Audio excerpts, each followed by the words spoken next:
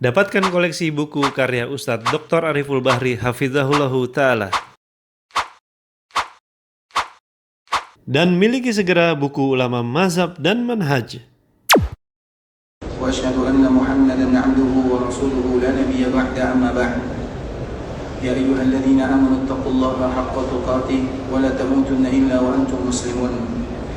Ya ayyuhan nasu taqu rabbakum alladzi khalaqakum min nafsin wahidah وخلق منها زوجها وبث منهما رجالا كثيرا ونساء واتقوا الله الذي تساءلون به والأرحام إن الله كان عليكم رقيبا يا أيها الذين آمنوا اتقوا الله وقولوا قولا سديدا يصلح لكم أعمالكم ويغفر لكم ذنوبكم ومن يطع الله ورسوله فقد فاز فوزا عظيما أما بعد فإن أصدق الحديث كتاب الله وخير الهدي هدي محمد صلى الله عليه وسلم وشر الأمور محدثاتها فإن كل محدثة بدعة وكل بدعة ضلالة.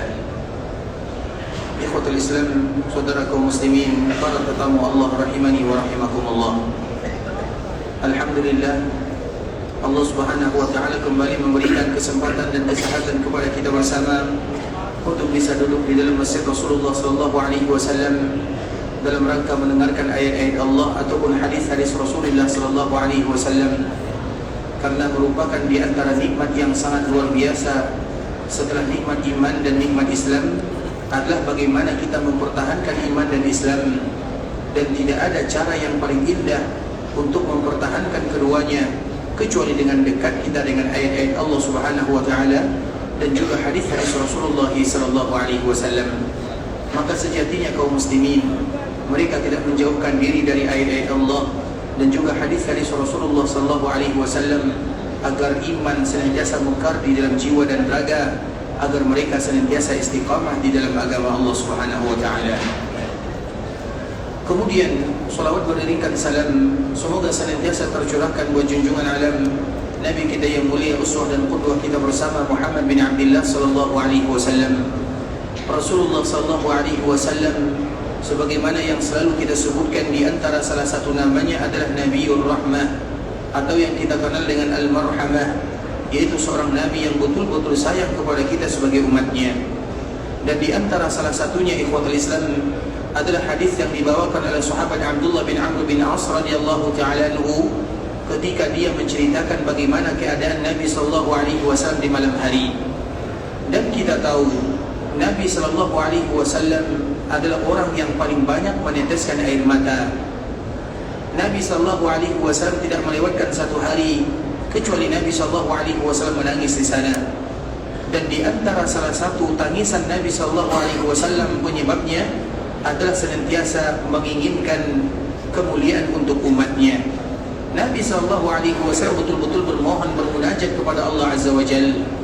Kalau seandainya Nabi sallallahu alaihi wasallam adalah nabi yang paling mulia, yang selalu menangis kepada Allah Azza wa Jalla, maka kita juga demikian keadaannya. Terkhusus dikala kita berada di tanah haram. Tanah haram Makkah dan Madinah ini, ikhwatul Islam, adalah tanah di mana kita harus merintih di hadapan Allah Azza wa Jalla. Latihan kita untuk meneteskan air mata. Bahkan Nabi sallallahu alaihi wasallam mengajarkan kepada kita sebuah doa, Allahumma inni a'udzu bika min ilmin la yanfa' wa min qalbin la takhsha' wa min 'ainin la tadma' wa min du'a'in la yusma' wa a'udzu bika minal arba'. Rasulullah sallallahu alaihi wasallam mengatakan dan mengajarkan kepada kaum muslimin agar mereka berlindung dari 4 perkara. Yang pertama, ilmu yang tidak bermanfaat. Yang kedua, hati yang tidak mau khusyuk. Yang ketiga, mata yang tidak mau menangis. Yang keempat, doa yang tidak dikabulkan.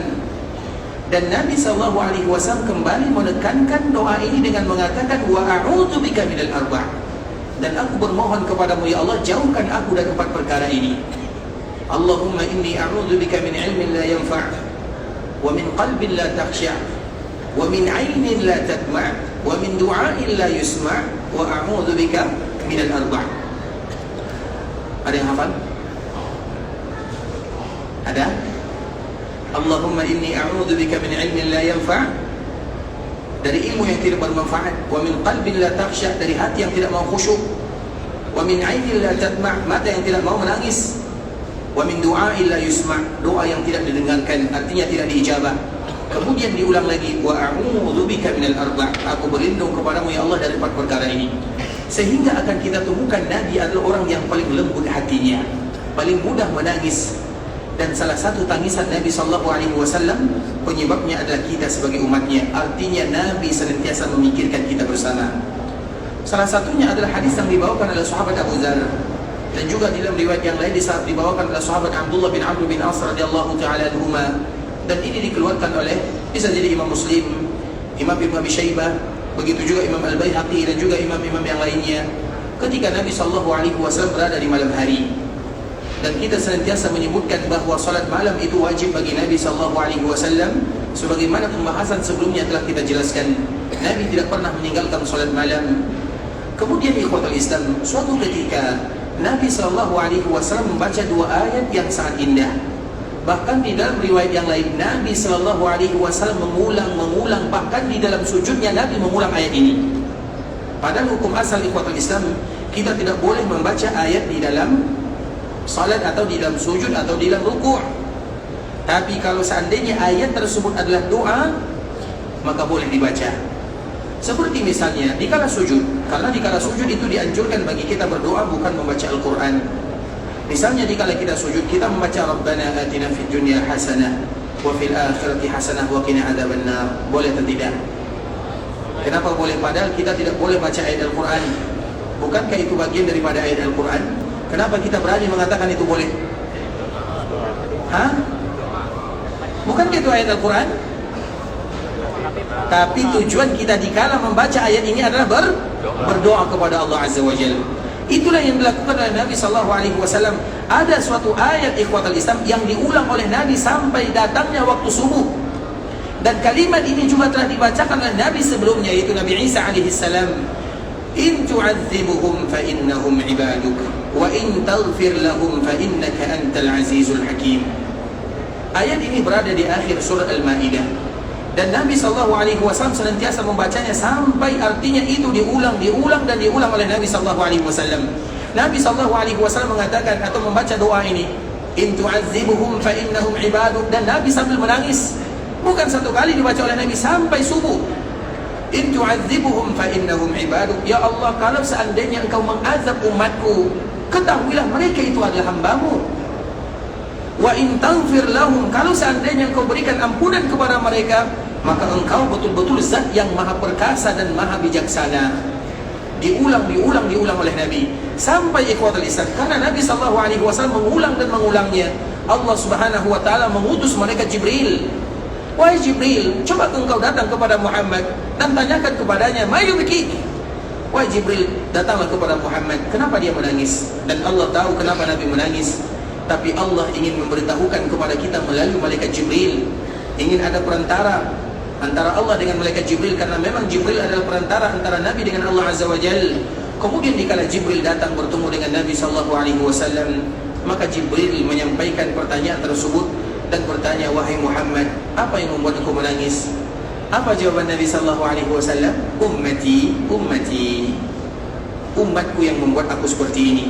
Artinya Nabi bermohon meminta kepada Allah Subhanahu wa taala bagaimana umatnya adalah umat yang terbaik, tidak sama, tidak diazab oleh Allah Subhanahu wa taala, tidak sama dengan umat-umat sebelumnya. Kemudian Jibril pun kembali kepada Allah Azza wa Jalla. Ketika kembali kepada Allah, maka Allah lebih mengetahui apa jawabannya. Kemudian Allah kembali memerintahkan Jibril, wahai Jibril, kembali kepada Muhammad dan katakan kepadanya, inna sanurdika fi ummatika wa la nasu'uk. Wahai Muhammad, kami akan membuat engkau bangga terhadap umatmu, dan kami tidak akan pernah mengecewakan kamu terhadap mereka. Artinya doa Nabi dikabulkan oleh Allah Azza wa Jalla. Maka umat yang terbanyak adalah umat Nabi SAW, dan umat pun yang terbanyak yang akan mengisi surga juga berasal dari umat Nabi SAW. Sebagaimana hadis yang dibawakan oleh Imam At-Tabrani rahimahullahu ta'ala, bahwa pertama kali Nabi meminta bahwa penduduk surga itu sepertiga adalah dari umat Nabi. Kemudian Nabi meminta tambah.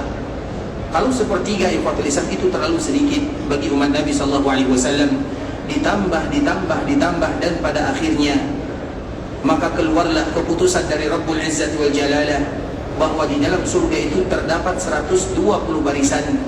80 barisan dari 120 semuanya berasal dari umat Rasulullah SAW. Artinya 2/3 surga yang luasnya begitu luas sekali, begitu indah, itu diisi oleh umat Nabi Muhammad SAW. Dan kita bermohon kepada Allah Azza wa Jalla, semoga kita termasuk di antara salah satunya. Begitulah kasih sayang Rasulullah SAW kepada kita bersama. Nabi menangis, Nabi senantiasa memikirkan kita, Nabi SAW berdoa kepada Allah. Bahkan bukan ayat ini saja, ikhwatul Islam, Nabi SAW juga pernah membaca ayat yang lain, yaitu bagaimana kalimat yang diucapkan oleh Nabi Ibrahim. Kalimat ini, in tu'adzibuhum fa innahum ibaduk, merupakan kalimat yang diucapkan oleh Nabi Isa dan selalu dibaca oleh Nabi Muhammad SAW. Di dalam ayat yang lain, terutama di dalam surat Ibrahim, Allah juga menyebutkan apa yang dibacakan dan yang diminta oleh Nabi Ibrahim. Permintaan Nabi Ibrahim ini juga diminta oleh Nabi SAW. Apa permintaan Nabi Ibrahim yang selalu dibaca oleh Nabi? Rabbi innahunna adlalna kathiran minan nas faman tabi'ahu minni fa innahu minni wa man asani fa innaka ghafurur rahim. Allah Subhanahu wa taala menyebutkan tentang permintaan Nabi Ibrahim, ya Allah, sesungguhnya yang menyebabkan umatku celaka, mereka berpaling darimu adalah berhala-berhala. Dan itu juga yang diminta oleh Nabi SAW, agar umat Nabi tidak sama dengan umat Nabi Ibrahim AS. Artinya ikhwatul Islam, itu merupakan di antara bentuk kasih sayang Nabi SAW. Nabi sangat mencintai kita sebagai umatnya. Berbagai macam cara dilakukan oleh baginda Nabi yang mulia agar dakwah, risalah dan agama sampai kepada kita, dan agar kita tujuan akhirnya mendapatkan surga Allah Subhanahu wa taala. Sehingga dengannya merupakan kewajiban kita bersama untuk mencintai baginda Rasulullah sallallahu alaihi wasallam. Dan kita harus mengetahui ikhwatul Islam, mencintai Nabi sallallahu alaihi wasallam adalah perkara yang mudah diucapkan, sulit bagi kita untuk melakukannya. Itu adalah bentuk daripada cinta kepada Nabi. Karena di dalam masalah cinta ini ikhwatul Islam ada dua pertanyaan. Pertanyaan yang pertama, apakah kita semuanya mencintai Rasulullah sallallahu alaihi wasallam? Maka jawabannya semuanya pasti. Tidak ada di antara kaum muslimin kecuali mereka wajib hukumnya mencintai Nabi sallallahu alaihi wasallam, membela kehormatan Nabi sallallahu alaihi wasallam, mendahulukan keinginan Nabi dibandingkan dengan keinginan dirinya, bahkan mencintai Nabi melebihi dari segala-galanya. Tapi pertanyaan yang berikutnya, apakah Nabi sallallahu alaihi wasallam mencintai kita? Secara umum Nabi SAW sangat sayang kepada umatnya, mencintai umatnya. Tapi untuk satu persatu, apakah Nabi cinta kepada kita? Kita tidak tahu jawabannya. Makanya Imam Ibn Katsir rahimahullahu ta'ala menyebutkan, laisa sya'nu an tuhib, walakinna sya'na an tuhab. Di dalam tafsirnya menyebutkan, qala al-ulama wa qala al-hukama, para ahli hikmah dan ahli ilmu, mereka menyebutkan bahwa permasalahannya bukan bagaimana cara kalian mencintai Nabi, tapi bagaimana supaya Nabi mencintai kalian. Bagaimana supaya Nabi mencintai kita? Di saat itulah kita harus ingat akan 4 perkara. Yang pertama disebutkan oleh para ulama, bagi mereka yang mencintai Nabi, dan semua kita mencintai Nabi, maka ingatlah akan 4 perkara ini. Ta'atuhu fima amar, wa tasdiquhu fima akhbar, wa jitinabu ma naha anhu wa zajar, wa alla yu'badallahu illa bima syara'. Itu adalah jawaban bagaimana supaya kita mendapatkan cinta dari Nabi sallallahu alaihi wasallam. Bagaimana supaya Nabi sallallahu alaihi wasallam mencintai kita sebagai umatnya? Yang pertama, ta'atuhu fima amar. Bagaimana kita berusaha membenarkan atau bagaimana kita berusaha melaksanakan semua yang diperintahkan oleh Nabi sallallahu alaihi wasallam. Kita sebagai umat Nabi sallallahu alaihi wasallam memiliki sebuah sifat yang sangat luar biasa, berbeza dari umat-umat sebelumnya. Umat Nabi sallallahu alaihi wasallam adalah umat yang senantiasa mengatakan sami'na wa ata'na. Itu adalah sifat umat Nabi sallallahu alaihi wasallam. Apapun yang Allah perintahkan atau apapun yang Nabi perintahkan kepada kita melakukannya, lakukan tanpa banyak bertanya di sana. Karena ikhwatul Islam, ada ayat yang selalu kita sampaikan agar kita tahu siapa Nabi dan siapa umat Nabi sallallahu alaihi wasallam. Ayat ini merupakan ayat yang selalu dibaca oleh imam ketika mereka melaksanakan salat, terutama di kala salat jahriyah, yaitu 3 ayat terakhir di dalam surah Al-Baqarah. Itu merupakan jawabannya. Siapa kita sebagai umat Nabi sallallahu alaihi wasallam? Ini jawabannya.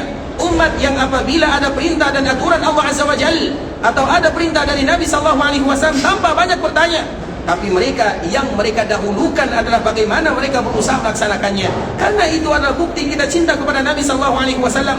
Ta'atuhu fima amar, bagaimana kita taat kepada Nabi, apapun yang Nabi perintahkan kepada kita, sempurna atau tidak sempurna kita melaksanakannya itu urusan kedua. Tapi bagaimana kita berupaya untuk mentaati apa yang diperintahkan oleh baginda Rasulullah SAW. Siapa yang hafal ayat terakhir ini? 3 ayat terakhir. 3 ayat terakhir Al-Baqarah. Baik. Lillahi ma fis samawati wa ma fil ard. Wa in tubdu ma fi anfusikum aw tukhfuhu yuhasibukum billah. Semua kita hafal artinya apa?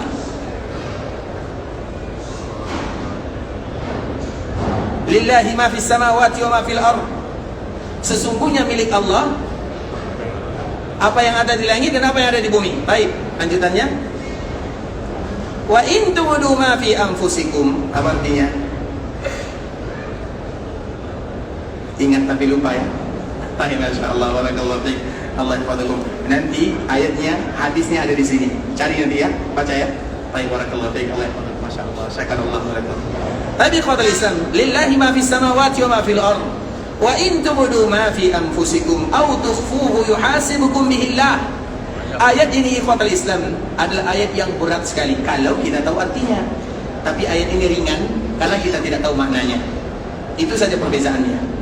Makanya kalau kita tahu artinya, sesungguhnya apa yang ada di langit dan di bumi adalah milik Allah Azza wa Jalla. Wa in tubdu ma fi anfusikum, kalau seandainya kalian menampakkan apa yang kalian lakukan, maka Allah akan menghisapnya. Dan apapun yang kalian sembunyikan, Allah pun akan menghisapnya. Di mana letak berat ayat ini? Ayat ini ikhwatul Islam seolah-olah berbicara sesuatu yang kalian lakukan secara zahir, maka akan dihukum oleh Allah Subhanahu wa taala dan dijadikan itu sebagai patokan, diberikan pahala atau diberikan dosa. Kalau secara zahir. Tapi yang berikutnya, wa in tukhfu ma fi anfusikum tukhfu.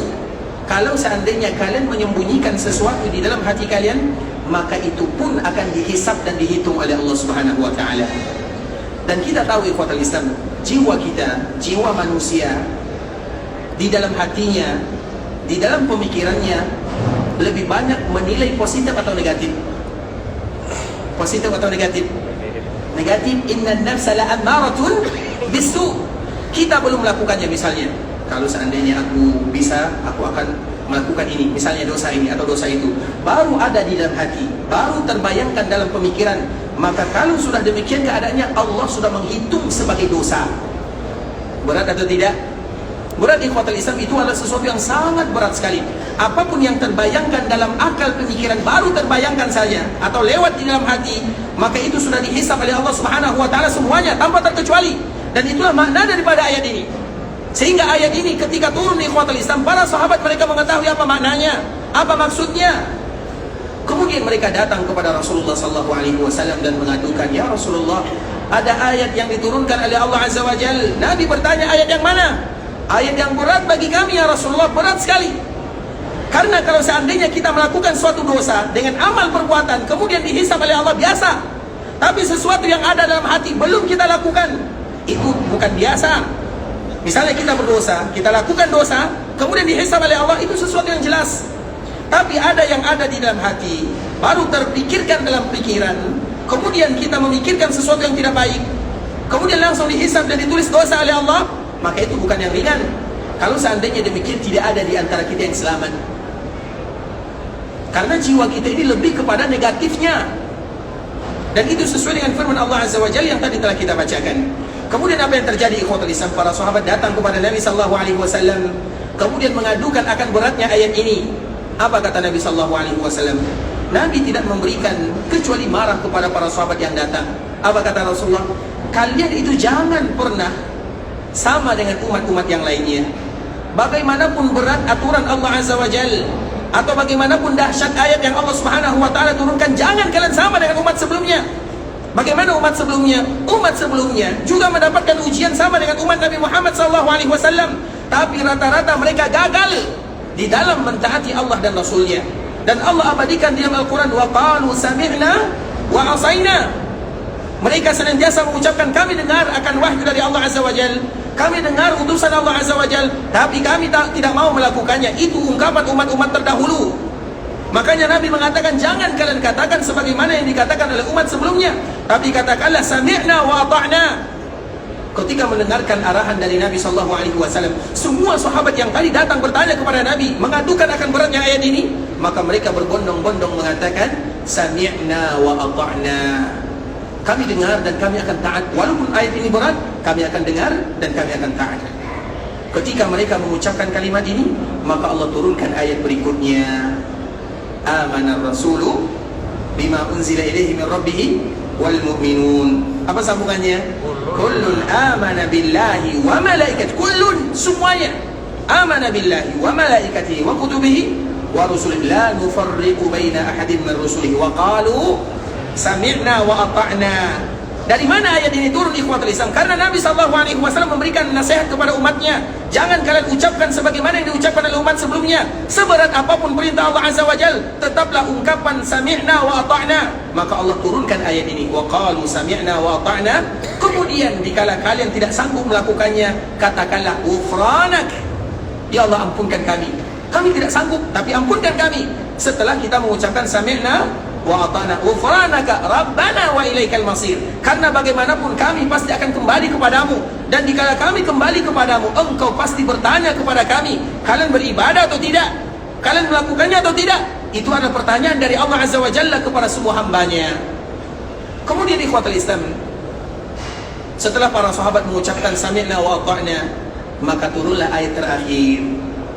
Jadi ayat ini turunnya ikhwatul Islam tidak sekaligus, tapi beransur-ansur. Ayat yang ketiga, yang kedua, dan baru ayat yang pertama atau terakhir dari bawah.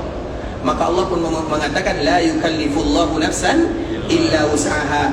Ayat terakhir ini menghapuskan ayat lillahi ma fis samawati wa ma fil ard. Sehingga di dalam kaidah disebutkan ikhwatul Islam bahwa yang ada di dalam hati, yang terbayangkan dalam pikiran, selama tidak diucapkan, selama tidak dilakukan, maka tidak akan dihisab oleh Allah Subhanahu wa taala. Maka Nabi mengatakan, innallaha tajawaza li ummati amma hadathat fi nafsiha ma lam tatakallam aw ta'mal bih. Hadis ini adalah hadis yang menghapuskan ayat yang pertama tadi, lillahi ma fis samawati wa ma fil ard, yaitu la yukallifullahu nafsan illa wus'aha. Kenapa ayat ini turun? Allah tidak akan membebankan kepada kalian di luar daripada kesanggupan kalian. Dan ayat lillahi ini tidak sanggup bagi kita memikulnya. Dan kapan la yukallifullahu nafsan baru diturunkan? Ketika kita mengucapkan sami'na wa ata'na. Itulah kita sebagai umat Muhammad bin Abdullah sallallahu alaihi wasallam. Apapun perintah dalam agama ikhwatul Islam, jangan pernah kita menentangnya. Kalau bisa kita melakukannya, lakukan. Kalau belum bisa kita melakukannya, bermohon kepada Allah agar Allah memberikan kemudahan bagi kita untuk bisa melakukannya. Karena bagaimanapun di antara bentuk cinta kepada Nabi, melakukan semua yang diperintahkan oleh baginda Rasulullah SAW. Dan perintah Nabi itu adalah agama. Artinya agama ini, barang siapa yang berpegang kepada agamanya, berarti itu adalah tanda cinta mereka kepada baginda Nabi SAW. Tapi itu baru yang pertama, masih ada tiga. Karena kita berbicara tentang cinta kepada Rasulullah SAW. Kemudian yang kedua ikhwatul Islam, wa tasdiquhu fima akhbar, yaitu bagaimana kita membenarkan semua yang dikabarkan oleh Nabi.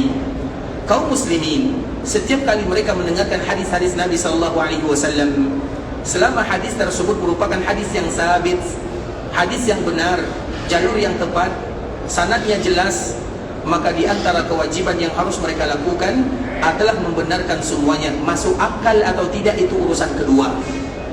Karena agama ini ikhwatul Islam, sebagaimana disebutkan oleh Imam Syafi'i rahimahullahu ta'ala, agama ini tidak pernah bisa diukur dengan akal. Karena akal itu punya batasannya, sebagaimana kekuatan manusia juga punya batasnya. Sedangkan agama, akal itu adalah untuk membantu agar kita bisa melaksanakan agama Allah Azza wa Jalla. Dan salah satunya adalah bagaimana kita membenarkan semua yang dikabarkan oleh Rasulullah sallallahu alaihi wasallam. Pernah ada suatu cerita ikhwatul Islam. Jadi dulu ketika Nabi sallallahu alaihi wasallam melakukan peperangan yang kita kenal dengan perang Khandaq. Khandaq itu yang ada di samping kanan Masjid Nabawi, Masjid Khandaq, pada tahun ke-5 Hijriah. Maka Nabi SAW bersama para sahabatnya, mereka bergotong royong dalam waktu yang sangat lama di musim panas. Karena Khandaq itu terjadi di musim panas, dan waktu itu adalah waktu di mana kaum muslimin betul-betul merasakan kelaparan yang sangat luar biasa. Bahkan ada di antara sebahagian para sahabat, atau banyak di antara para sahabat ikhwatul Islam, mereka mengikat batu di perutnya, karena nanti apabila batu diikat akan menekan lambung sehingga rasa lapar itu kurang. Mereka mengadu kepada Nabi, ya Rasulullah, kami lapar. Dikala mereka melihatkan perut mereka sudah diikat dengan batu, maka Nabi pun membuka perutnya. Kalau mereka mengikat perutnya dengan satu batu, tapi Nabi mengikat perutnya dengan 2 batu, artinya Nabi lebih lapar lagi daripada mereka. Dan bahkan disebutkan ikhwatul Islam bahwa dikala terjadi perang Khandaq, kaum muslimin menggali parit yang begitu panjang, lebih daripada 5 kilo, dengan alat yang sederhana. Maka pernah Nabi dan para sahabatnya tidak makan 3 hari 3 malam di sana. Makanya kita ikhwatul Islam belum pernah, siapa di antara kita yang belum pernah makan 1 kali dalam 1 hari, atau tidak pernah makan 1 hari? Nabi 3 hari tidak makan. Begitulah yang dilakukan atau yang dirasakan oleh Rasulullah SAW dan para sahabatnya. Terlepas daripada itu semua ikhwatul Islam, ketika mereka sedang menggali dalam keadaan lapar di musim panas, namun mereka tetap berjuang di jalan Allah Azza wa Jalla, maka tiba-tiba mereka mengadu kepada Nabi, ada batu besar yang tidak sanggup bagi mereka untuk memecahkannya. Jadi dikala mereka menggali parit, ada batu besar. Kemudian datanglah Nabi SAW. Nabi membuka pakaiannya, kemudian mengambil mi'wal. Mi'wal itu alat yang dijadikan untuk memecahkan batu. Kemudian Nabi mengatakan dengan kalimat yang sangat jelas, Allahu Akbar, Bismillah, ya Allahu Akbar, u'titu mafatihah Syam. Bismillah, Allah yang maha besar, Allah akan menaklukkan daerah Syam untuk kaum muslimin. Itu yang pertama kali diucapkan oleh Nabi SAW. Kemudian pukulan yang kedua, Nabi kembali mengatakan, Allahu Akbar, Bismillah, ya Allahu Akbar, u'titu mafatihah Faris. Allah berikan kepadaku kerajaan-kerajaan yang ada di Faris. Syam dan Faris pada waktu itu merupakan kerajaan yang menguasai dunia. Sedangkan Nabi bersama kaum muslimin di kota Madinah hanya beberapa orang sahaja. Kalau kita berada di zaman Nabi SAW, kita tidak tahu kita berada di barisan yang membenarkan Nabi atau yang mendustakan Nabi SAW. Sekarang kita mudah membenarkan Nabi SAW, tapi kalau kita berada di zaman Nabi, kita tidak tahu kita berada di barisan mana. Kita berada di barisan Hamzah, atau kita berada di barisan Abu Lahab, atau kita berada di barisan Abu Jahal, kita tidak tahu. Oleh karenanya ikhwatul Islam, dikala Nabi SAW mengatakan kalimat ini, Nabi tambah lagi. Kemudian pada pukulan yang ketiga, Nabi mengatakan Bismillahi Allahu Akbar, u'titu mafatihal Yaman. Artinya semua daerah yang ada di dunia akan tunduk dan takluk kepada kota Madinah, seolah-olah itu yang disebutkan oleh Nabi SAW. Maka di antara salah satu nama kota Madinah, Madinah itu banyak namanya, salah satunya adalah Akalatul Qura atau Akalatul Buldan. Sebagaimana hadis Nabi SAW, umirtu biqaryatin ta'kulul qura. Allah perintahkan aku hijrah ke sebuah daerah yang mana salah satu sifat daerah tersebut akan memakan daerah-daerah yang lainnya. Apa makna memakan daerah yang lain? Menaklukkan daerah-daerah yang ada. Dan itu disebutkan oleh Nabi SAW ketika kaum muslimin berada di dalam titik yang terlemah. Makan saja tidak bisa, sehingga sebahagian mereka yang tidak percaya kepada Nabi SAW mengatakan, Muhammad ini tukang bohong, tukang dongeng. Jangankan makan, buang air kita tidak bisa, takut. Buang air saja takut. Tiba-tiba Muhammad menjanjikan kepada kita Syam, menjanjikan kepada kita Faris, negara yang paling kuat yang menguasai dunia. Daerah ini, 2 daerah ini tidak pernah akur, tapi mereka lah yang menguasai dunia. Yang satu menguasai barat, yang satu menguasai timur. Tiba-tiba Nabi mengatakan kalian akan menguasai kedua-duanya. Kaum mukminin, para sahabat Nabi radhiyallahu taala anhum ajma'in yang kuat keimanannya, maka tentunya mereka pasti membenarkan semua yang diucapkan oleh Nabi sallallahu alaihi wasallam. Tapi banyak di antara mereka yang mencela Nabi. Kita dalam keadaan kelaparan, kita berada dalam ketakutan, namun Nabi Muhammad atau Muhammad memberikan kabar-kabar yang tidak masuk akal kepada kita bersama. Nah, mereka mengatakan ini akhirnya mereka meninggalkan Rasulullah sallallahu alaihi wasallam. Yang tersisa bersama Nabi adalah mereka-mereka yang kuat keimanannya. Dan itu tidak terbukti di zaman Nabi sallallahu alaihi wasallam, tapi baru terwujud atau belum diwujudkan di zaman Nabi sallallahu alaihi wasallam baru terwujudkan di zaman Umar bin Khattab, dikala dua negara ini, daerah ini ada daerah yang tumbang di bawah kekuasaan kaum muslimin. Makanya di antara salah satu nama kota Madinah adalah Akalatul Buldan atau Akalatul Qura. Daerah-daerah yang lain akan takluk kepadanya. Dan salah satunya adalah hadis yang tadi telah kita bawakan. Terlepas daripada itu semua, ikhwatul Islam, itulah cara kedua kita mencintai baginda Nabi Muhammad SAW, bahwa apapun yang disebutkan oleh Nabi SAW, jangan pernah mengatakan apa yang Nabi sebutkan itu tidak cocok lagi di zaman kita. Kita butuh pembaharuan. Hadis-hadis Nabi tidak lagi relevan. Hadis-hadis Nabi itu diturunkan di Gunung Sahara, di padang pasir, bukan di daerah kita yang hijau, yang penuh dengan air hujan misalnya. Maka kalimat-kalimat seperti ini adalah bentuk orang yang tidak cinta atau kurang cintanya kepada Rasulullah SAW.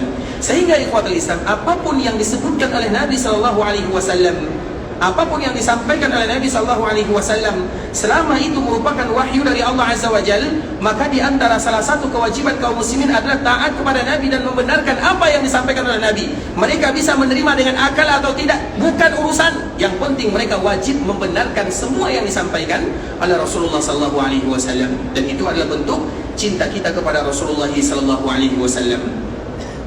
Kemudian yang ketiga, ikhwatul Islam, yang ketiga yang tidak kalah beratnya di antara mewujudkan cinta kepada Rasulullah SAW, wajtinabu ma naha anhu wa zajar. Bagaimana kita menjauhi segala yang dilarang oleh Nabi SAW kita untuk melakukannya. Sebahagian para ulama menyebutkan, ikhwatul Islam, semua kebaikan yang ada di dunia karena ketaatan kita kepada utusan Allah Azza wa Jalla, dan semua keburukan yang ada di dunia karena keingkaran kita kepada utusan Allah Subhanahu wa taala. Karena yang paling tahu tentang kemaslahatan dan kemudaratan adalah Allah Azza wa Jalla, dan kita tidak akan tahu kecuali melalui lisan para nabi dan para rasul, dan rasul kita adalah Muhammad bin Abdullah sallallahu alaihi wasallam. Sehingga di antara salah satu yang harus kita lakukan, bagaimana kita menghindari semua yang dilarang oleh baginda Rasulullah sallallahu alaihi wasallam. Misalnya Nabi mengatakan, ikhwatul Islam, wahai kalian kaum muslimin, jangan kalian minum dengan tangan kiri, karena yang minum dengan tangan kiri itu adalah syaitan. Maka jangan lakukan, bukan bertanya. Begitu juga wahai kaum muslimin, jangan pernah kalian salat di dekat kandangnya onta, tapi boleh bagi kalian salat di dekat kandangnya kambing misalnya. Jangan banyak bertanya, tapi itu larangan Nabi SAW, maka jangan lakukan. Begitu juga dengan larangan-larangan Nabi SAW yang lainnya. Jangan seperti ini, jangan minum khamar, jangan makan riba, jangan ambil riswah, jangan melakukan ini, jangan dekati zina. Semua itu adalah bentuk kita mencintai Rasulullah SAW. Makanya itu merupakan di antara poin ketiga, ikhwatul Islam, bagaimana kita mencintai Rasulullah SAW, meninggalkan apapun yang dilarang oleh Nabi SAW. Kalau kita lihat, ikhwatul Islam, ada sebuah kisah yang dibawakan oleh Al-Abbas radhiyallahu ta'ala anhu, antara Al-Abbas dengan Umar bin Khattab radhiyallahu ta'ala anhu. Dan kisah ini dibawakan oleh Imam Ahmad di dalam kitabnya Musnad. Umar bin Khattab dikala dia memimpin kaum muslimin, menjadi Amirul Mukminin, maka dia tentunya menjadi imam kaum muslimin. Karena memang dulu yang menjadi pemimpin, mereka pula lah yang menjadi imamnya. Itu merupakan hukum asal dari para pemimpin kaum muslimin. Dan itu senantiasa berlanjut, ikhwatul Islam. Siapapun yang memimpin, baik kepemimpinan yang tertinggi atau kepemimpinan yang paling bawah, maka biasanya pemimpin itu yang harus mereka dahulukan. Mereka harus menjadi imam sebagaimana yang dicontohkan oleh Nabi SAW dan generasi-generasi berikutnya. Salah satunya adalah Umar bin Khattab radhiyallahu ta'ala anhu. Umar ini, ikhwatul Islam, dia ingin melaksanakan salat di masjid Rasulullah SAW, dan dia memakai pakaian yang sudah rapi. Tiba-tiba dikala dia melewati rumah-rumah yang ada di kota Madinah, maka dia melihat ada pancuran air. Kita tahu pancuran air, talang air. Kemudian, ikhwatul Islam, Umar memperhatikan talang air ini memberikan mudarat kepada kaum muslimin karena dia mengarah ke jalan kaum muslimin. Kemudian, ikhwatul Islam, maka Umar pun mengarahkan talang air ini ke arah yang lainnya. Tujuannya tidak memberikan mudarat kepada kaum muslimin. Kemudian dia mengganti pakaiannya karena memang dia terkena dengan percikan air tersebut. Kemudian, ikhwatul Islam, dikala Umar mengganti pakaiannya, Maka tiba-tiba datang Al-Abbas radhiyallahu ta'ala anhu, yang tidak lain tidak bukan adalah pamannya Rasulullah sallallahu alaihi wasallam. Kemudian dia bertanya, siapa yang melakukan ini? Siapa yang memindahkan talang air ini?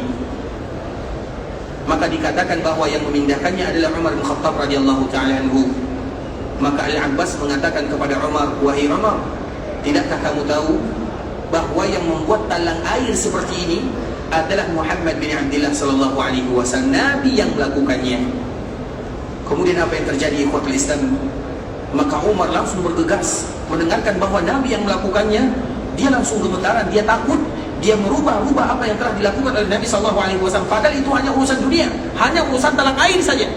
Kalau seandainya Umar merubahnya tidak menjadi masalah, karena dia pemimpin di zamannya, karena dia Amirul Mukminin.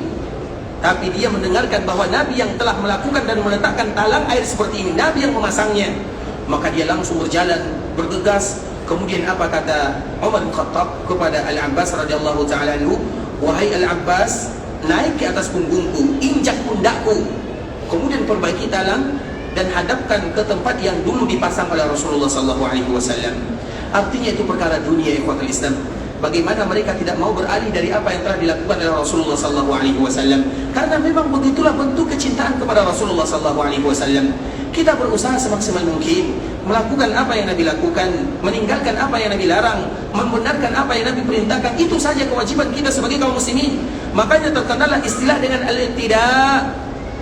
Al-iqtida itu tujuan kita atau kewajiban kita hanya mencontoh Nabi sallallahu alaihi wasallam. Di dalam agama Islam tidak ada yang namanya modifikasi. Ini ditambah, ini dikurangi. Itu tidak ada di dalam agama Islam. Itu ada di agama-agama yang lainnya. Sedangkan agama Islam tidak demikian keadaannya. Dan kita selalu memberikan contoh ikhwatul Islam, kejadian yang juga terjadi kepada sahabat Al-Abbas atau Abdullah bin Abbas dengan sahabat Muawiyah radhiyallahu ta'ala anhuma. Dua sahabat ini ikhwatul Islam kebetulan berpapasan di kala mereka menunaikan ibadah haji. Ketika melaksanakan ibadah haji, Muawiyah pada waktu itu yang menjadi pemimpin kaum muslimin radhiyallahu ta'ala anhu menunaikan ibadah haji. Ketika dia melaksanakan ibadah haji, yang pertama kali dilakukan adalah tawaf. Karena memang di antara ibadah haji yang dianjurkan bagi kaum muslimin adalah haji tamattu'. Haji tamattu' itu artinya mendahulukan tawaf atau mendahulukan umrah, kemudian baru kita melaksanakan haji setelahnya. Sedangkan haji Nabi sallallahu alaihi wasallam adalah haji qiran. Antara tamattu' dengan qiran ada persamaan dan ada juga perbezaannya. Di antara persamaannya, sama-sama diawali dengan umrah dan sama-sama harus bayar kafarat. Itu di antara persamaannya. Sedangkan perbezaannya, kalau haji tamattu kita umrah secara sempurna, sedangkan haji qiran kita tidak menyelesaikan umrah. Artinya kita tidak mencukur rambut, padahal itu adalah biasanya amalan terakhir. Karena setelah kita sa'i, kita akan kembali melanjutkan ibadah haji dan kita tidak boleh menanggalkan pakaian ihram. Itu ada di antara perbezaan antara haji tamattu dan haji qiran. Terlepas daripada itu semua, dikala Muawiyah ini datang ke Mekah, maka dia melaksanakan ibadah umrah. Kemudian Abdullah bin Abbas juga melaksanakan ibadah umrah. Dikala mereka ingin memulai tawaf, atau Muawiyah yang jadi pemimpin pada saat itu, maka dia tawaf. Dan anjuran kita tawaf ikhwatul Islam pertama kali, kalau seandainya kita bisa melakukannya, adalah menyentuh Hajar Aswad.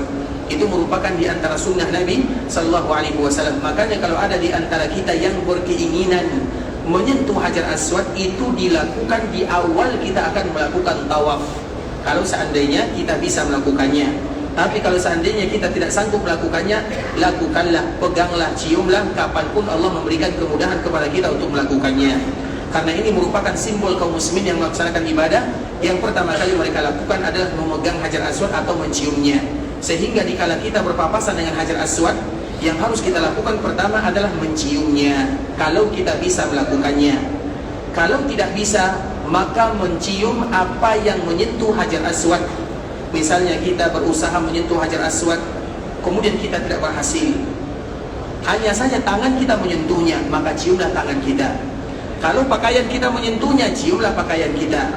Kalau tongkat kita menyentuhnya, ciumlah tongkat kita. Sebagaimana yang dilakukan oleh Rasulullah SAW dikala Nabi mencium tongkatnya, karena Nabi pada waktu itu sedang tawaf mengendarai onta, sehingga Nabi tidak bisa turun. Maka tongkat Nabi menyentuh Hajar Aswad, kemudian Nabi SAW menciumnya. Kalau juga tidak bisa, maka memberikan isyarat sebagaimana yang kita ketahui bersama, yaitu dengan mengucapkan yang pertama kali dengan kalimat Bismillahi Allahu Akbar. Setelah kita mengucapkan Bismillahi Allahu Akbar, apakah kita mencium tangan? Mencium tangan atau tidak? Dicium. Kalau tangan kita bersentuhan dengan Hajar Aswad. Berarti kalau tidak bersentuhan dengan Hajar Aswad, tidak dicium. Bisa dipahami? Jadi itu adalah kaedah yang kita lakukan dikala kita berpapasan dengan Hajar Aswad. Tangan kita dicium kalau menyentuh Hajar Aswad. Kalau tidak menyentuh Hajar Aswad maka tidak dicium. Tapi pastikan yang disentuh itu adalah Hajar Aswad, bukan kepala kawan ya. Artinya ikhwatul Islam, itu adalah diantara yang dianjurkan bagi kita melakukannya. Ditekankan. Kenapa demikian? Karena Hajar Aswad itu namanya adalah Hajar Abyad, dan dia berasal dari surga dan akan kembali ke surga. Dan dikala dia dikembalikan ke tempat asalnya di dalam surga, maka dia diberikan mata dan telinga oleh Rabbul Izzati wal Jalalah. Kemudian dia pun menjadi saksi di hadapan Allah untuk semua yang menciumnya, untuk semua yang memegangnya, dan untuk semua mereka yang bertawaf di sekelilingnya. Makanya Hajar Aswad itu akan kembali kepada Allah dan akan kembali ke tempat asalnya di dalam surga. Dan dia kembali berubah sebagaimana hukum asalnya. Karena hukum asalnya Hajar Aswad itu adalah Hajar Abyad, lebih putih daripada salju. Kemudian berubah menjadi hitam. Kemudian nanti akan kembali dikembalikan oleh Allah, tapi dia berubah memiliki mata dan telinga. Mata untuk menyaksikan, telinga untuk mendengarkan, mata untuk menyaksikan semua yang menciumnya, memegangnya, memberikan isyarat kepadanya, telinga untuk menyaksikan mereka yang bermohon bermunajat kepada Allah Subhanahu wa taala dikala berada di sekelilingnya. Itu adalah di antara yang dianjurkan bagi kita dikala kita berada di Hajar Aswad. Kemudian setelah Hajar Aswad ikhwatul Islam, rukun yang kedua, maka dianjurkan bagi kita melewatinya. Begitu juga rukun yang ketiga, dianjurkan bagi kita juga melewatinya. Kemudian rukun yang keempat adalah rukun Yamani. Disebut dengan rukun Yamani karena dia berada di kanannya Hajar Aswad, maka disebut dengan Yamani. Juga disebut dengan Yamani karena dia sejajar dengan daerah Yaman, dan daerah Yaman itu adalah daerah yang ada di belakang Taif. Semuanya disebut dengan daerah Yaman. Terlepas daripada itu semua ikhwatul Islam, dikala kita berada di rukun Yamani, maka sunnahnya apa dikala yang kita lakukan dikala kita berada di sana? Apa yang harus kita lakukan dikala kita berada di rukun Yamani? Kalau kita bisa menyentuhnya maka sentuhlah. Kalau kita tidak bisa menyentuhnya bagaimana? Siapa bisa jawabkan? Tangan dan tanggung jawab. Alasannya, baik, siapa yang berani? Yang belakang. Dikala kita sejajar dengan rukun Yamani, apa yang harus kita lakukan? Mengusapnya kalau kita bisa mengusapnya. Kalau tidak, dilewati. Tidak mengangkat tangan. Kenapa? Hah? Betul nih. Siapa mengatakan betul?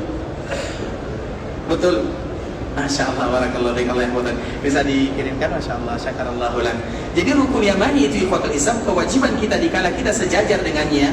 Kalau kita bisa memegangnya, peganglah. Kalau kita tidak bisa memegangnya, maka lewati begitu saja, karena dia tidak sama dengan Hajar Aswad. Kalau Hajar Aswad tidak boleh kita lewat, kecuali disunnahkan bagi kita memberikan isyarat. Bahkan kalau ada di antara kita yang melewati Hajar Aswad, dia tidak bisa menciumnya, dia juga tidak bisa mencium apa yang memegangnya. Dan yang bisa dia lakukan adalah memberikan isyarat dengan mengatakan Allahu Akbar, atau di awalnya Bismillahi Allahu Akbar. Tapi dia tidak melakukan yang demikian. Dia lewat saja di Hajar Aswad. Boleh atau tidak? Boleh atau tidak? Boleh, Ustaz. Boleh atau tidak? Boleh. Siapa mengatakan boleh, siapa mengatakan tidak boleh? Saya mengatakan boleh. Mengatakan boleh. Kenapa? Ya karena tidak bisa menyentuh Dia tidak bisa menyentuh. Kalau tidak bisa menyentuh, memberikan isyarat. syarat. Nah, dia juga tidak memberikan isyarat. Ya berarti kan boleh lewat saja. Boleh lewat saja. Berarti dia meninggalkan, tidak memberikan isyarat. Karena nggak bisa. Memberikan isyarat bisa atau tidak? Nah, Bisa atau tidak? Semua kita bisa memberikan isyarat. Namun dia tidak memberikan isyarat. boleh. Boleh. Kenapa boleh? Karena tidak bisa. Kan- Padat. Memberikan isyarat bisa atau tidak? Angkat tangan seperti ini, bisa atau tidak? Kalau kita tahu, bisa. Nah, sekarang dia tidak melakukannya. Boleh atau tidak? Kita biarkan datu kita dulu ya, Masya Allah, Ustaz kita. Silakan. Boleh atau tidak? Boleh. Boleh. Kenapa boleh? Ya ini darurat. Darurat. karena padat, tangannya tarik tangan. Oh, jadi tangannya ditarik gitu ya? Apalagi pegang istri ya? Masya Allah, barakallahu fiik. Kalau yang silakan, Masya Allah, barakallahu fiik. Tapi jawabannya salah Pak ya? Ya, barakallahu fiik. Jawabannya ikhwatul Islam, karena itu apa hukumnya? Wajib atau rukun? Wajib atau rukun? Memberikan isyarat wajib atau rukun? Berapa rukun umrah? 5 atau 7? 3. Yang pertama niat dulu, yang kedua tawaf, yang ketiga sa'i. Berapa wajib umrah? 5 atau 7? 2. Yang pertama tidak boleh melewati miqat kecuali dalam keadaan ihram. Yang kedua mencukur atau memendekkan rambut. 5 saja. 3 rukun, 2 wajib. Ini mana? Berarti apa hukumnya? Sunnah. Bisa dipahami? Kalau ada orang yang lewat tanpa memberikan isyarat, boleh atau tidak? Jawabannya kenapa? Karena itu hanya Tapi siapa di antara kita yang mau melakukan yang demikian? Kita ingin senantiasa tidaklah kita melewatinya kecuali kita akan memberikan isyarat. Karena itu sunnah Nabi dan kita tidak mau meninggalkannya walaupun hukumnya sunnah. Bisa dipahami semuanya? Tapi Fatul Islam terlepas daripada itu semua. Jadi hukumnya sunnah. Kalau kita lewati tanpa memberikan isyarat, misalnya kita lewat saja, kita tidak memberikan isyarat, maka tawaf kita tetap sah, tidak menjadi masalah. Karena itu adalah bagian daripada sunnah tawaf, tidak diwajibkan. Tapi walau tidak diwajibkan, maka kita akan senantiasa melakukannya. Terlepas daripada itu semua, yang menjadi masalah itu ikhwatul Islam, bahwa dikala kita berada di Ka'bah, yang harus kita prioritaskan atau yang boleh disentuh atau yang dianjurkan bagi kita memegangnya, disunnahkan hanya rukun Yamani dan Hajar Aswad saja. Sampai di sini jelas ya? Tadi ikhwatul Islam, kita kembalikan kepada sahabat Muawiyah dan Abdullah bin Abbas radhiyallahu taala anhuma. Muawiyah ini dia sedang bertawaf. Kemudian dikala bertawaf ikhwatul Islam, misalnya ini Ka'bah Musyarrafah, ini rukun Yamani, ini Hajar Aswad, ini rukun Yamani, dan ini rukun-rukun yang lainnya. Rukun itu artinya sisi daripada Ka'bah, disebut dengan rukun. Makanya disebut dengan rukun Hajar Aswad karena itu di sisinya. Rukun Yamani karena itu di sisinya. Begitu juga dengan rukun Iraqi dan rukun Syami. Muawiyah ini ikhwatul Islam, dikala dia tawaf, dia menyentuh ini, dia menyentuh rukun ini, dia menyentuh rukun ini, dia menyentuh semuanya. Disentuh semuanya. Boleh atau tidak? Boleh? Atau tidak? Tidak boleh atau tidak? Tapi sekarang kita kembalikan kepada peristiwa yang terjadi kepada sahabat Muawiyah dan Abdullah bin Abbas radhiyallahu taala anhuma. Maka dia ikhwatul Islam dilihat oleh Abdullah bin Abbas. Kita tahu para sahabat tidak semuanya ulama. Bisa dipahami? Kemuliaan para sahabat itu adalah dikala mereka menjadi sahabat Rasulullah sallallahu alaihi wasallam, dan sahabat itu artinya mereka yang memulazamah Nabi sallallahu alaihi wasallam. Tapi tidak semua mereka ulama. Jadi sahabat itu kemuliaannya karena mereka satu zaman dengan Nabi, dan mata mereka dimuliakan dengan melihat orang yang paling mulia di dunia, sehingga disebut dengan sahabat Rasulullah sallallahu alaihi wasallam.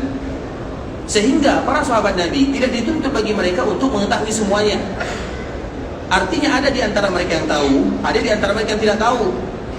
Ada di antara mereka yang menjadi seorang ulama, ada di antara mereka yang menjadi sahabat biasa. Dan salah satunya adalah Abdullah bin Abbas. Abdullah bin Abbas ini ikhwatul Islam, di samping dia keluarga Nabi, di samping dia sahabat Nabi, tapi dia adalah ulama kaum muslimin, bahkan ulama di kalangan para sahabat Nabi. Umar bin Khattab radhiyallahu taala anhu pernah ditegur karena setiap kali dilakukan perkumpulan, rapat, kalau bahasa kitanya rapat dewan, rapat petinggi-petinggi negara pada waktu itulah istilahnya, maka selalu dibawa Abdullah bin Abbas. Maka orang-orang marah kepada Umar bin Khattab, wahai Umar, kenapa dibawa anak kecil ini? Kita juga punya anak kecil semuanya, kita juga bisa membawanya, kenapa harus dibawa dia? Maka apa kata Umar bin Khattab? Umar bin Khattab pada waktu itu tidak menjawabnya. Kemudian Umar diam saja, kemudian melepaskan atau pertanyaan ini dibiarkan begitu saja, ada momen untuk menjawabnya. Kemudian ikhwatul Islam, maka Umar pun bertanya kepada sahabat yang hadir ini tentang tafsir firman Allah Azza wa Jalla, idza jaa nasrullahi wal fath, idza jaa nasrullahi wal fath wa ra'aitan nasa yadkhuluna fi dinillahi afwaja fasabbih bihamdi rabbika wastaghfirhu innahu kana tawwaba. Ini merupakan ayat yang dianjurkan bagi kita bersama, terkhusus bagi kita setelah selesai melakukan ibadah haji dan melaksanakan ibadah umrah. Di antara kalimat yang dianjurkan bagi kita selalu mengucapkannya ada di dalam ayat ini.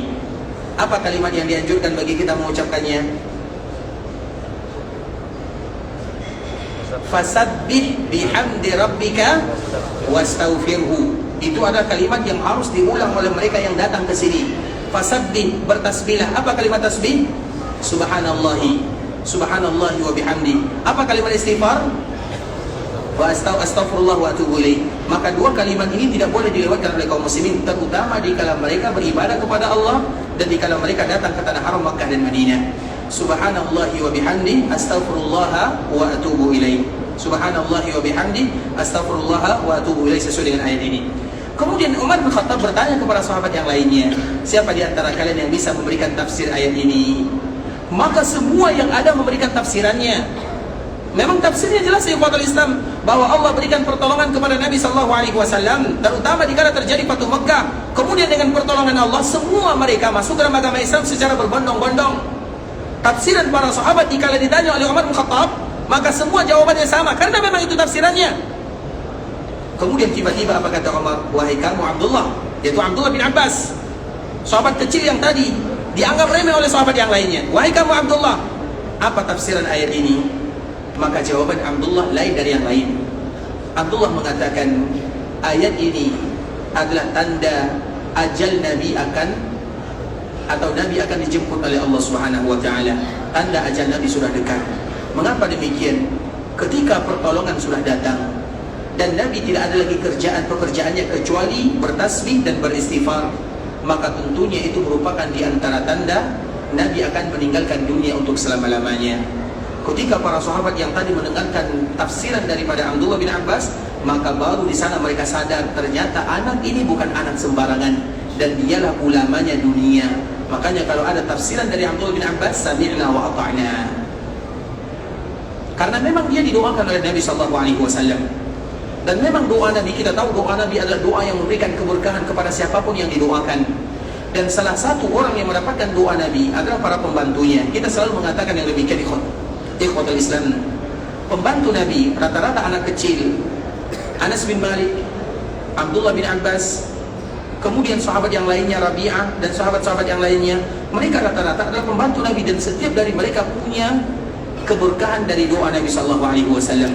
Anas bin Malik didoakan oleh Nabi agar diberikan keberkahan terhadap hartanya, anaknya dan umurnya, sehingga dia orang yang paling panjang umurnya dan dia sehat. Karena ada orang yang panjang umurnya namun sakit-sakitan, tapi Anas bin Malik panjang umurnya dalam keadaan sehat karena doa Nabi SAW. Kemudian Nabi doakan keberkahan terhadap hartanya sehingga dia orang yang kaya dan kekayaannya untuk memberikan manfaat di jalan Allah Subhanahu wa taala. Kemudian Nabi juga mendoakan agar diberikan keberkahan terhadap keturunannya, maka dia orang yang paling banyak anak dan cucunya, ratusan. Abdullah bin Abbas juga didoakan oleh Nabi SAW. Apa doa Nabi untuk dirinya? Pembantu Nabi SAW sekaligus sepupu Nabi SAW. Maka Nabi doakan dia, Allahumma faqihu fid din wa 'allimhu ta'wil. Ya Allah, ajarkan dia paham dalam agama dan ajarkan dia tentang tafsir ayat-ayat Allah Subhanahu wa taala. Sehingga masalah apapun yang bersumber dari Abdullah bin Abbas, maka itu adalah hujjah sesuai dengan doa Nabi terhadap dirinya. Nah, sekarang kita kembalikan kepada Abdullah bin Abbas dengan Muawiyah. Berarti Abdullah bin Abbas adalah sahabat sekaligus ulama dari kalangan sahabat, sekaligus dia keluarga Nabi, sekaligus dia sepupu Nabi SAW. Sedangkan Muawiyah, karena dia sibuk menjadi pemimpin kaum muslimin, karena dia memimpin kaum muslimin 40 tahun lamanya, 20 tahun menjadi gubernurnya, 20 tahun menjadi pemimpinnya, sehingga mungkin masalah agama dia tidak seahli Abdullah bin Abbas. Nah, dikala Muawiyah melakukan tawaf, kemudian dia menyentuh semua rukun yang ada di Ka'bah Al-Musyarrafah, apa kata Abdullah bin Abbas? Wahai Muawiyah, kenapa kamu melakukan yang demikian? Kenapa kamu melakukan yang demikian? Maka dijawab oleh Muawiyah, wahai Abdullah, di mana salahnya? Apakah salah kalau kita menyentuh semuanya? Di mana salahnya? Seolah-olah itulah bahasa yang diucapkan oleh Muawiyah radhiyallahu ta'ala anhu. Kemudian Abdullah bin Abbas dikala mendengarkan jawaban dari Muawiyah, maka dia mengatakan, laqad kana lakum fi Rasulillahi uswatun hasanah. Sesungguhnya Nabi adalah contoh bagi kita bersama. Kalau Nabi memerintahkan kita atau melakukannya, Nabi memerintahkan kita untuk mencium Ka'bah, maka kita akan mencium Ka'bah semuanya. Tapi Nabi tidak melakukannya. Kalau Nabi memerintahkan kita untuk menyentuh setiap rukun yang ada di Ka'bah, maka kita akan melakukannya. Tapi Nabi tidak melakukannya dan Nabi tidak memerintahkannya. Nabi hanya memerintahkan untuk menyentuh 2 hajar saja, atau 2 rukun saja, rukun Yamani dan Hajar Aswad. Maka lakukanlah yang demikian. Qif haitsu waqafal qaum. Lakukan apa yang diperintahkan oleh Nabi SAW, tinggalkan apa yang tidak dilakukan oleh Nabi SAW. Seolah-olah Abdullah bin Abbas memberikan pelajaran dengan kalimat laqad kana lakum fi Rasulillahi uswatun hasanah. Karena orang yang paling tahu tentang hadis Nabi SAW, tentang agama adalah para sahabat Nabi. Kalau seandainya Nabi memerintahkan kita untuk menyentuh semuanya, kalau seandainya Nabi memerintahkan kita untuk memegang semuanya, memeluk semuanya, maka kita akan melakukannya. Sehingga Abdullah bin Abbas memberikan teguran kepada Muawiyah, Nabi melarang kita melakukan atau Nabi tidak menganjurkannya. Yang dianjurkan Nabi hanya 2 rukun saja, rukun Yamani dan Hajar Aswad. Dan dia mengatakan laqad kana lakum fi Rasulillahi uswah. Apa makna uswah? Di dalam qiraat iswah, apa artinya? Jadikan Nabi sebagai teladan. Apapun yang Nabi lakukan dalam masalah agama, maka itu yang harus kita dahulukan. Kemudian apa kata Muawiyah? Sadaqta, engkau benar. Kemudian setelah itu ikhwatul Islam, maka Muawiyah tidak lagi melakukannya. Karena, kenapa demikian? Padahal itu masalahnya bukan masalah yang besar, hanya masalah menyentuh rukun-rukun yang ada di Ka'bah Al-Musyarrafah. Apa salahnya? Kalau bahasa kita ikhwatul Islam, kita melakukan ibadah, apa salahnya? Salahnya dikala itu tidak dicontohkan oleh baginda Rasulullah SAW. Dan itu banyak sekali contohnya ikhwatul Islam, terlalu banyak contohnya. Makanya Ali bin Abi Thalib radhiyallahu ta'ala menyebutkan, terutama berkaitan dengan al-mas'u al-khuffain. Al-mas'u al-khuffain itu artinya bagaimana dianjurkan bagi kita kalau ada di antara kita yang salat dengan menggunakan sepatu atau alas kaki, kemudian nanti kita berwudu, maka tidak mesti bagi kita membukanya, terutama bagi kita yang safar atau di musim dingin atau bagi kita yang sakit. Makanya kalau kita melihat ada orang yang salat pakai sepatu, tidak menjadi masalah. Bahkan Nabi selalu salat di dalam Masjid Nabawi dengan menggunakan sepatu.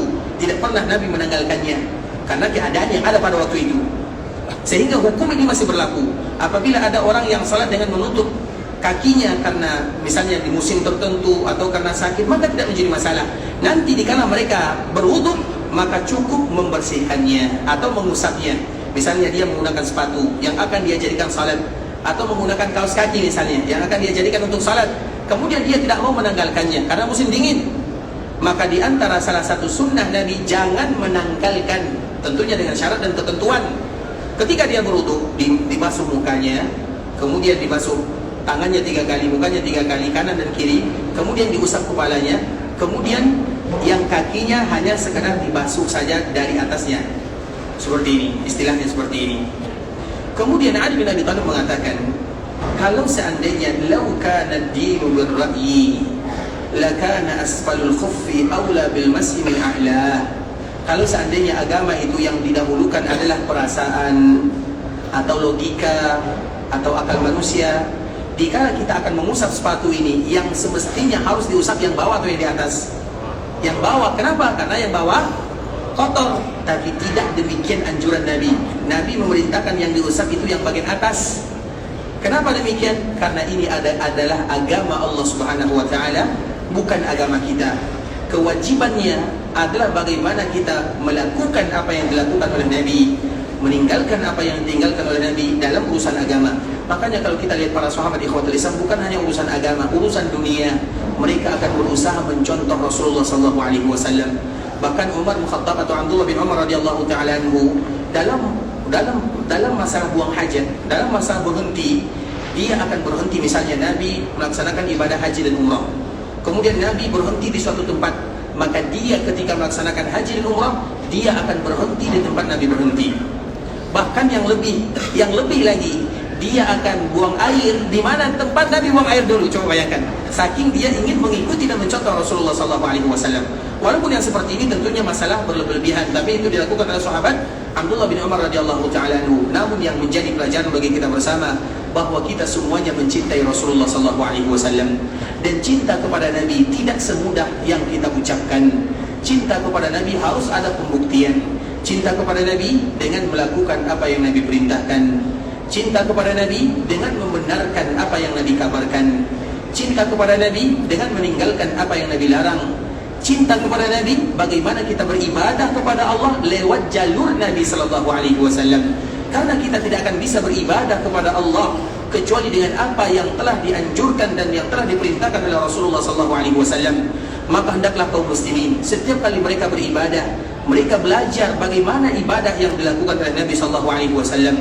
Dan salah satunya adalah ibadah haji dan ibadah umrah yang kita lakukan. Sehingga Nabi sallallahu alaihi wasallam menyebutkan litakhudhu manasikakum. Hendaklah kalian betul-betul mengambil manasik. Dan manasik itu ikhwatul Islam, manasik itu adalah rangkaian ibadah. Salat ada manasiknya, puasa ada manasiknya, zakat juga ada manasiknya, ibadah haji dan umrah juga ada manasiknya. Tapi lebih ditekankan masalah manasik haji dan umrah. Nabi lebih memfokuskan ibadah ini karena ibadah ini adalah ibadah yang sering kita lupa untuk melakukannya. Kenapa kita lupa melakukannya? Karena jarang kita melakukannya. Kalau ibadah salat kita tidak akan lupa, 5 kali sehari semalam minimal kita melakukannya. Kalau puasa juga kita melakukannya.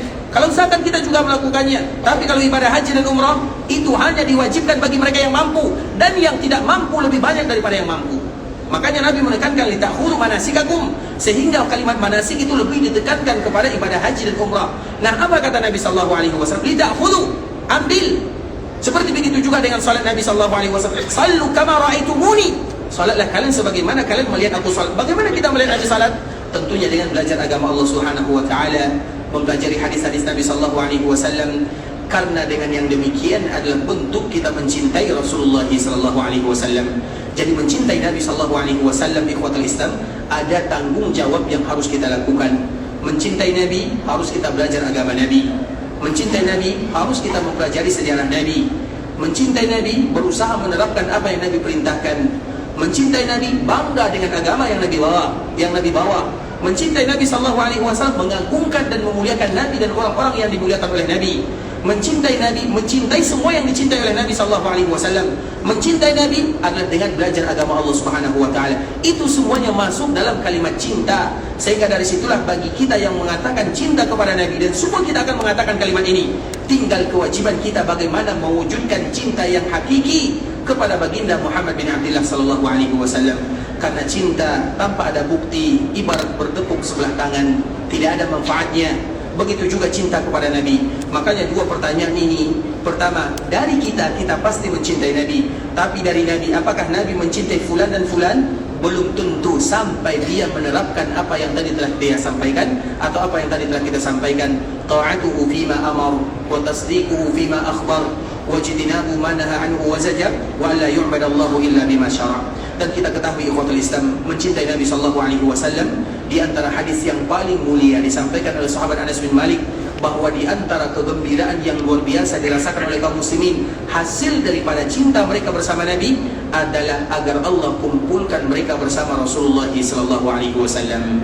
Dan Nabi menyebutkan di dalam hadisnya, al-mar'u ma'a man ahabba. Sesungguhnya seseorang akan dikumpulkan bersama orang yang dia cintai. Tapi betul-betul cinta dan dibuktikan cintanya. Karena banyak orang yang mencintai Nabi, tapi mereka tidak mau mewujudkan dan membuktikan cintanya. Kita tidak mau demikian.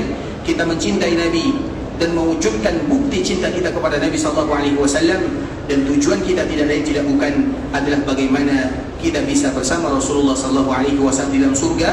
Dan surga adalah cita-cita semua kaum muslimin. Dan semoga Allah Subhanahu wa taala mudahkan bagi kita untuk selalu mencintai baginda Rasulullah sallallahu alaihi wasallam. Dan semoga dengan kecintaan kita kepada Rasulullah sallallahu alaihi wasallam yang melebihi dari segala-galanya, bahkan kita mencintai Nabi lebih daripada kita mencintai diri sendiri, maka harapan dan tujuannya agar kita bisa berkumpul bersama Nabi di dalam surga Allah Subhanahu wa taala. Ikhwatul Islam, saudara kaum muslimin, para tetamu Allah rahimani wa rahimakumullah. Pembahasan ini sengaja kita katakan yang demikian ikhwatul Islam. Kita keluar dari tema tidak lain tidak bukan adalah agar kita tahu, karena mencintai Nabi adalah dengan semuanya, bukan hanya dengan satu saja. Mencintai Nabi tidak cukup hanya dengan mengetahui mempelajari hari kelahiran Nabi, atau hari wafatnya Nabi, atau hari-hari yang lainnya, tapi semuanya, mulai dari Nabi lahir sampai Nabi wafat, agama yang dibawa oleh Nabi, semuanya harus kita pelajari. Dan itu setiap hari kaum muslimin harus bersama Nabi SAW. Dan di antara bentuk kita bersama Nabi adalah bagaimana kita selalu membaca sejarah Nabi. Maka para ulama menyebutkan, kalau kalian ingin tahu berapa besar kadar seorang mencintai Nabi, maka tanyakan kepadanya seberapa banyak pengetahuan dia tentang Nabi itu sendiri. Karena kadar pengetahuan tentang Nabi adalah ukuran cinta seorang hamba kepada Rasulullah SAW. Makanya mempelajari sejarah Nabi, perjuangan dan pengorbanan Nabi, sebagaimana disebutkan oleh Zainal Abidin, kami ajarkan anak-anak kami perjuangan, pengorbanan dan sejarah Nabi, sebagaimana kami mengajarkan mereka ayat-ayat Al-Quran. Karena itu tujuannya untuk mendatangkan cinta dari Rasulullah SAW. Ikhwatul Islam, saudara kaum muslimin, para tetamu Allah rahimani wa rahimakumullah, sampai di sini pembahasan yang bisa kita sampaikan. Yang benar dari Allah, yang salah dari kami, dan kita berdoa kepada Allah Subhanahu wa taala agar Allah ampunkan dosa kita bersama, dan agar Allah jadikan perkumpulan kita ini perkumpulan yang mendatangkan rahmat dan kasih sayang Allah Azza wa Jalla, sebagaimana Allah kumpulkan kita di dunia di kota Madinah. Semoga Allah kumpulkan kita di dalam surga bersama baginda Muhammad bin Abdullah sallallahu alaihi wasallam. Kita tutup dengan doa kafaratul majlis. Subhanakallahumma wa bihamdika asyhadu an la ilaha illa anta astaghfiruka wa atubu ilaik. Wa sallallahu wa sallim ala nabiyyina wa habibina wa khalilina wa sayyidina Muhammadin wa ala alihi wa sahbihi wa sallam tasliman katsira. Assalamualaikum warahmatullahi wabarakatuh.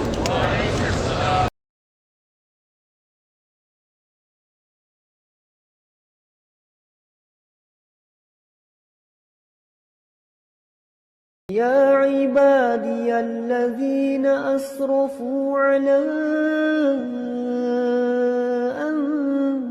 أنفسهم لا تقنطوا من رحمة الله